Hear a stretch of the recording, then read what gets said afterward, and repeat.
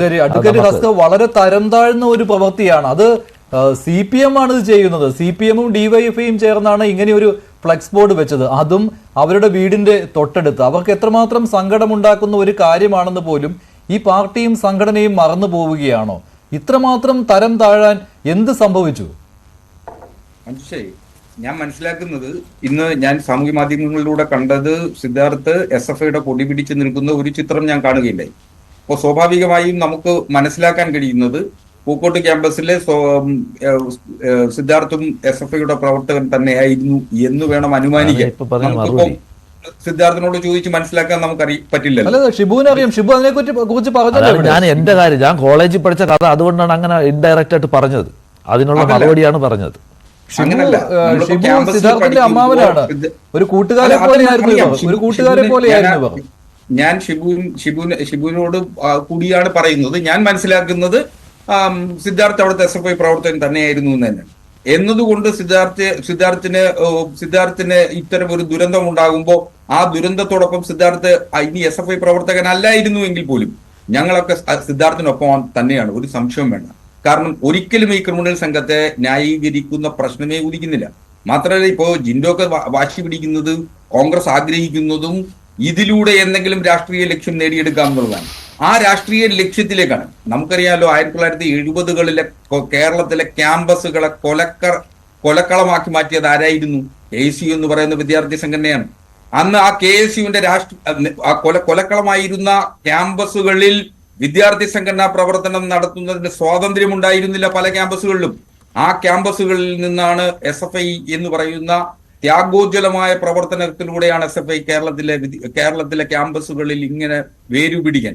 ഇപ്പോ ആർഷോയെ പോലുള്ള ഒരു ചുണക്കുട്ടിയായ ഒരു ചെറുപ്പക്കാരൻ SFIയുടെ സംസ്ഥാന ഭാരവാഹിത്വം വരുമ്പോൾ ജിൻഡോ പറയുന്നത് എന്താ?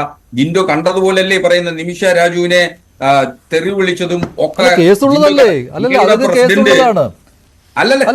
ചുണക്കുട്ടിയൊന്നും പറയാതെ, ചുണക്കുട്ടിയാണെങ്കിൽ ഇങ്ങനെയാണോ പെരുമാറുന്നത്? ചുണക്കുട്ടിയാണെങ്കിൽ ഈ രീതിയിലാണോ ഇടപെടുന്നത്? സ്വന്തം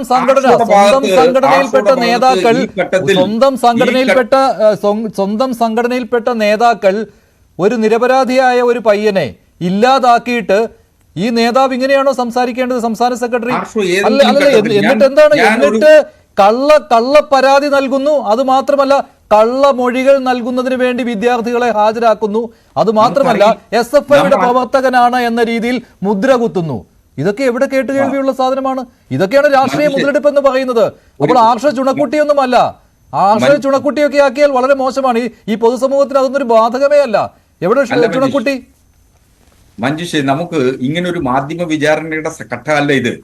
ഈ കേസിൽ അതിൽ അഭിപ്രായം പറയാൻ അവിടെ അന്ന് ആ ക്യാമ്പസിൽ ആ ഹോസ്റ്റലിൽ ഉണ്ടായിരുന്ന മുഴുവൻ കുട്ടികളുടെയും മൊഴി പോലീസ് എടുക്കും, ഒരു സംശയം വേണ്ട.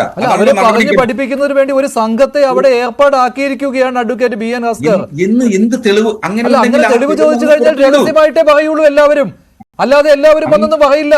കാരണം SFIയെ പേടിയാണ് അവിടെ. ഇവിടെ കേരളം ഭരിക്കുന്ന പാർട്ടിയെ പേടിയാണ്. അതുകൊണ്ടാണ് ഇന്നലെ ഈ പ്രതികളെ ഹാജരാക്കിയ സമയത്ത് പോലും വയനാട് ജില്ലയിലെ ഒരു പ്രമുഖ CPM നേതാവിന്റെ പങ്കാളിത്തം അവിടെ ഉണ്ടായിരുന്നു, സാന്നിധ്യം അവിടെ ഉണ്ടായിരുന്നു. സാർ, ഈ കേസിൽ പ്രതിയായ പലരും CPM-ന്റെ പ്രാദേശിക നേതാക്കളുടെ മക്കൾ കൂടിയാണ്. അതൊക്കെ താങ്കൾക്ക് അറിയാവുന്ന കാര്യമാണല്ലോ. അപ്പോൾ ഇതെല്ലാം പാർട്ടിയുമായും DYFI, SFI തുടങ്ങിയ സംഘടനകളുമായിട്ടും നേരിട്ട് ബന്ധമുള്ള ആളുകൾ തന്നെയാണ് ഈ പ്രതികളായിട്ടും വന്നിട്ടുള്ളത്. അല്ലാതെ ചുമ്മാ പിള്ളകളെയല്ല ഇക്കാര്യം.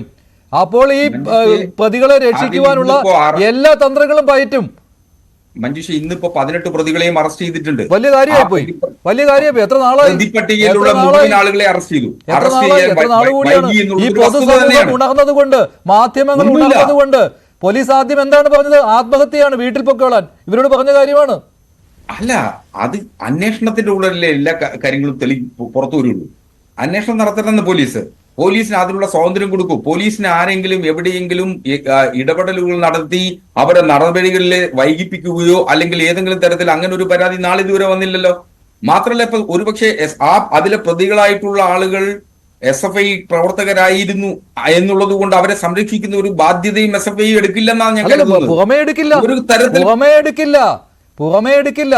മാധ്യമങ്ങളുടെ മുന്നിൽ നിന്ന് പറയും ഞങ്ങൾ സംരക്ഷിക്കില്ല, ഞങ്ങളുമായിട്ട് ഇപ്പോൾ ഒരു ബന്ധവുമില്ല എന്നൊക്കെ പറയും. പക്ഷേ SFIക്ക് സംരക്ഷിക്കാതിരിക്കാൻ പറ്റില്ല സാർ. അതാണ് ഇന്ന് കണ്ടതും, ഇന്ന് വയനാട് കണ്ടതും. കുറച്ച് പിള്ളേരെ ഹാജരാക്കിയിട്ട് ഇതൊന്നും അവിടെ സംഭവിച്ചിട്ടില്ല എന്ന് പറയുന്നു. അവരങ്ങോട്ടും ഇങ്ങോട്ടും നോക്കുന്നു, ആരൊക്കെ അവരെ നിയന്ത്രിക്കുന്നു. ഇതെല്ലാം പൊതുസമൂഹം കണ്ടുകൊണ്ടിരിക്കുകയാണ്. അഡ്വക്കേറ്റ് BN ഹസർ, ഇങ്ങനെയുള്ള നാടകക്കളി നിർത്താൻ പറയൂ SFIയോട്. എന്നിട്ട് വയനാട് ജില്ലാ കമ്മിറ്റി പിരിച്ചുവിട്ടിട്ട് വേറെ ആരെങ്കിലും ചുമതല ഏൽപ്പിക്കാൻ പറയൂ, അല്ലെങ്കിൽ ആർഷോയുടെ ആ കസേരയിൽ നിന്ന് ഇറങ്ങി പോകാൻ പറയൂ. ശ്രീ ജിൻഡോ, ആർഷോ എന്ന ചുണക്കുട്ടി എന്നാണ്